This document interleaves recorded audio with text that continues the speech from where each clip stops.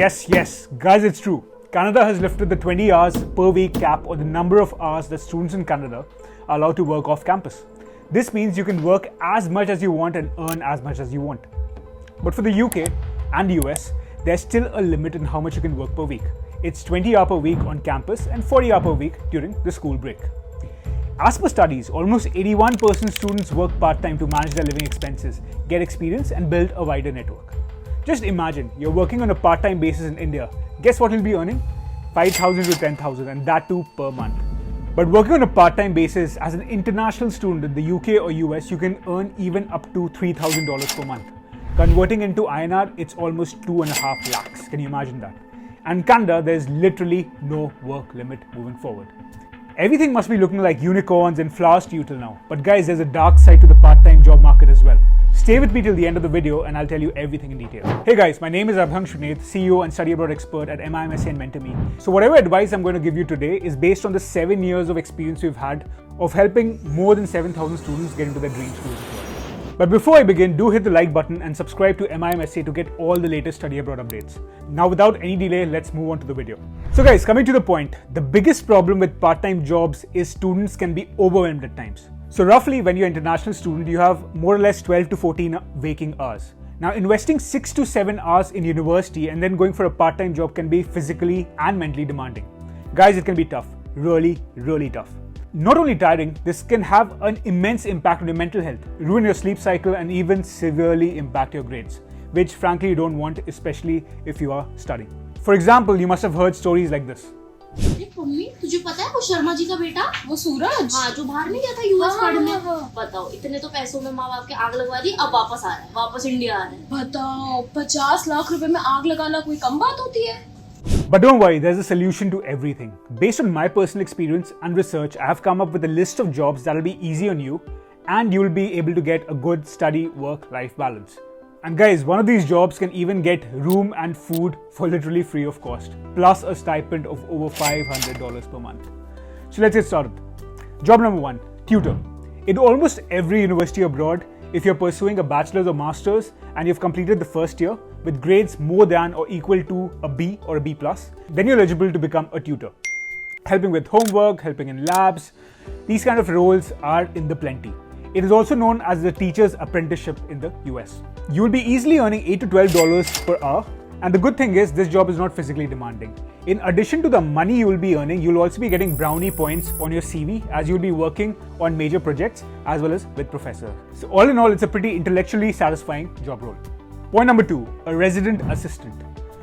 It gives you $250 per month plus housing is covered. Beat that. This is the one that you all must be waiting for. The best part of this job is that you will be getting a private room and food free of cost. Plus you will be getting a stipend of between $200 to $500 per month. You will also be eligible to become a resident assistant by passing a minimum eligibility test, which is usually very simple. It will be basically testing your communication skills and logical reasoning. So what exactly do you have to do here? Well, it's pretty simple. You will have to overlook a floor in your hostel, make a bulletin board, and update events and news about the university. One more best part about this job is you will be allowed to take on another job on campus for over 10 hours. So you can also become a TA or tutor other students, right? Further supplementing your income. If you're interested in studying abroad, go ahead and book a free consulting session with our experts and we'll help you figure out exactly which schools you can target, give you free IELTS classes, help you create your essays, resume, LORs for scratch, all for completely free of cost. So go ahead and book a free strategy session right now. So job number 3, this is the most common one. This is what you see most of these guys who go abroad doing. It may be working as a barista, working as a delivery boy, working in restaurants, and multiple other factors. These are the kind of jobs you can't even imagine doing in India. Log kya kahenge? That's the thing that comes into your head. But the kind of tips that you get there will blow your mind. You won't even care what other people have to say. With this job, you can earn up to $12 an hour and customers are expected to pay between 15 to 18% in tips. So all in all, it can be actually more lucrative than even doing that intellectually satisfying TA role.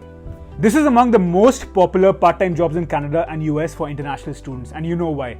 To qualify as a server, students are usually required to have a high school diploma and exhibit strong communication skills in English. This job comes up with flexible working hours, which is a plus point for students who are juggling between work and school. Job number 4. This is an on-campus job and can be a fusion between library assistant, or you can work in the sports room, or you can work as a cashier.